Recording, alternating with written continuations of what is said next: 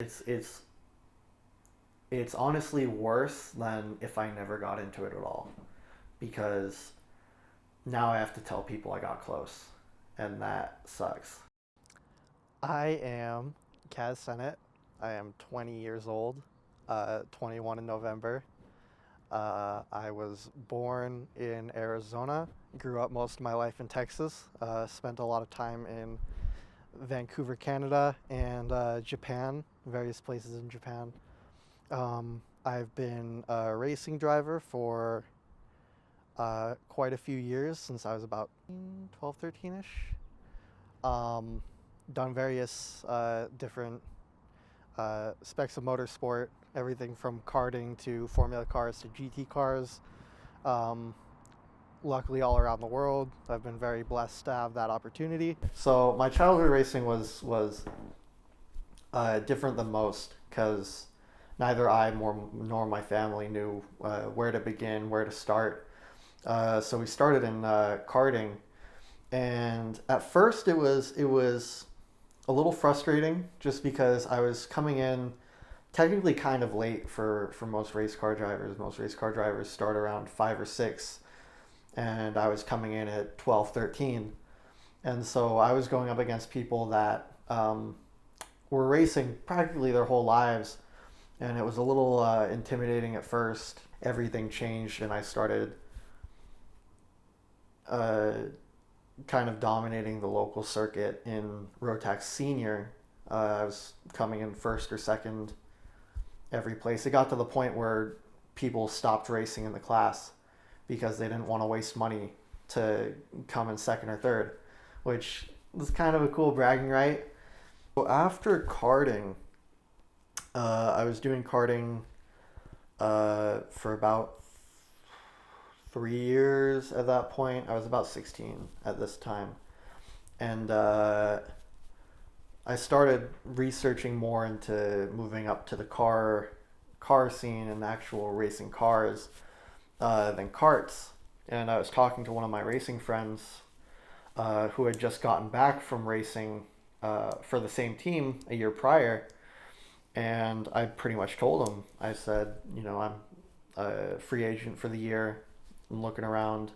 What do you recommend I get into? And so basically, I had three options to go to California to do Formula racing over there. I could do GT racing in Nevada, or I could go and sign a contract with his previous team in Japan. And I've always had a huge passion for everything Japanese. I've loved the culture, I've loved the country. I've been fortunate enough to go there many times and enjoy it. And so immediately my first instinct was, let's go to Japan. So I emailed the team. We worked something out. I signed a contract, and by March of 2018, I was off to Japan to go start my racing career. So I actually dropped the Japan team. They didn't drop me. So uh, long story short, it was a lot of uh, promises that were not kept, or promises that they didn't follow through with. There was a lot of talk about facilities and stuff that they had. That was They said they had things from uh, driver simulators to coaches to physical trainers to um, track time to yada yada yada, all the big stuff.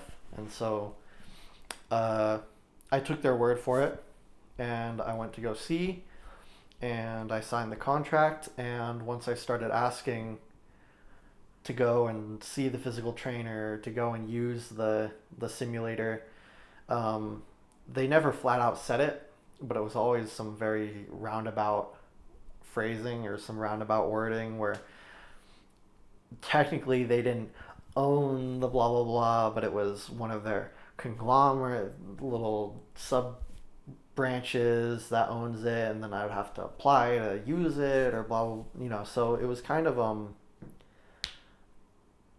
don't know. It was a loss of trust that inevitably kind of crumbled because you need that trust when you're in a racing team. There's it's almost like a relationship where it goes both ways. The driver has to be respectful of the team, and the team has to be respectful of the driver. And it did not feel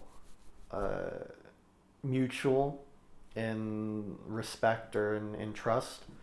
And so I decided to call it, and I pretty much I remember the exact day, everything that happened the day that I cut things off with the team was I didn't speak Japanese very well, and so I had to call my headmaster of the high school I was going to call the head of the racing team to the high school, and we all sat down on a table and pretty much debated for about an hour as to whether I'm gonna leave or stay.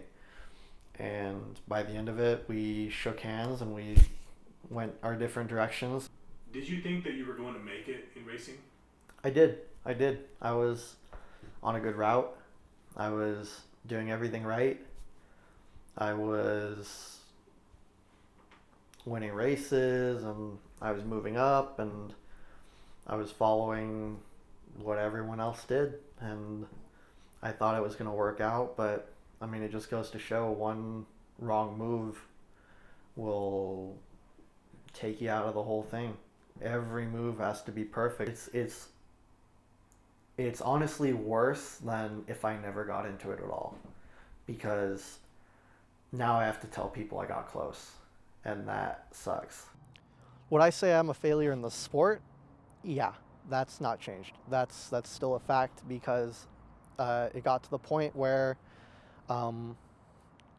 the failure in the sport and not being able to move on in that sport affected me so much that success in the sport lost all meaning to me. It became worthless. So technically, to my definition, yeah, I failed at racing.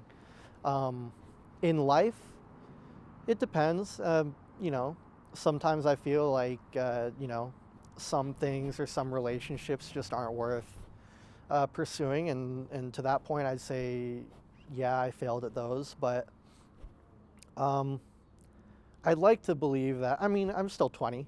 I've still got how many years left? I know it's hard for me to remember that sometimes, but I have to kind of tell myself that I'm still young. I'm not 40. I'm not going through my midlife crisis right now. I don't have to worry about anything too much, But no, I wouldn't say that I'm a failure in life, because what have I done to fail at yet? I'm still 20. I've hardly done anything, I'm still practically a kid, so we'll see down the line. But no, I'd like to think that no, I'm not. I feel like failure is only failure if you let it be failure. That's a lot of failures in that sentence, but I don't know. If you think about it, it kind of makes sense. Failure is not failure if you learn from it and you move on. That's what I'm trying to do. It's hard, for sure, at times, but nobody ever really fails in life unless you let it get to you. And if you let it affect you to a point where you no longer want to, you no longer strive for success, that's what failure is the point where success becomes worthless. It loses its value. I'd say that's the definition of failure. I'm sure a lot of people nowadays experience it where you always feel like you're a burden, or no matter what, until someone tells you that you're not, you feel like you are. And so it gets to you. And there are days where you just feel like that the whole day. And sometimes that's just how it is. Sometimes you just have to get through those days, and by the end of it, hopefully you can realize that that by looking back on that day, you can kind of pick yourself up and be like, look, I'm not as big a failure as I think. I got up by myself. I have a beautiful roof over my head. I'm fortunate to have a car. I'm fortunate to have the friends and the family that I have that are always there for me when I need it. I was lucky to have the opportunities that I did. And so, yeah, sometimes it's just, sometimes you have to force yourself to start counting the roses and not the thorns. But I feel like there are lots of different types of success, and lots of different people, and everybody has their own view of success. And at first, when you're young, at first for me it was being a race car driver and growing up being on TV, being the next Lewis Hamilton, Max Verstappen, whoever. As it's gone on, though, I'd say that success has become more for me about the experiences that you get to do and who you get to enjoy those with. And for me, I feel there are two kind of different points of success. There's the monetary success, and then there's the lifestyle success. So the monetary success is if you can survive on your own, and if you can live a lavish lifestyle with no worries in the world, which not a lot of people can say that anymore in these times. I'd say that that's definitely one version of success. But the other version is just you might not have the money or the whatever, the Ferrari or the $1 million yacht, but would you rather be lonely in a yacht, or would you rather be with friends in a normal house or at a normal party, or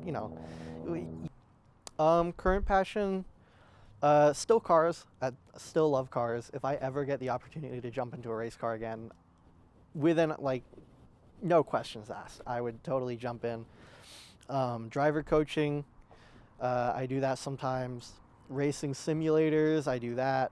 Photography, I love doing. Pretty much anything to do with friends. It might not even be my cup of tea, but if a friend asks me to do it, I'm always down. Traveling. I think traveling is one of my big hobbies right now, and it's kind of a shame that I didn't get to do it over the past year, because traveling was kind of that thing that traveling was definitely one of my favorite little hobbies or pastimes, because part of the reason why was it kind of helped me to almost forget about the struggles, or kind of that internal conflict over failure and success, and it just kind of, when you only have one goal, which is to travel to here and discover as much as you can and learn as much as you can, you don't really have time to think about anything else. And there's always, you have to go do this and go do that and go learn this and go eat that.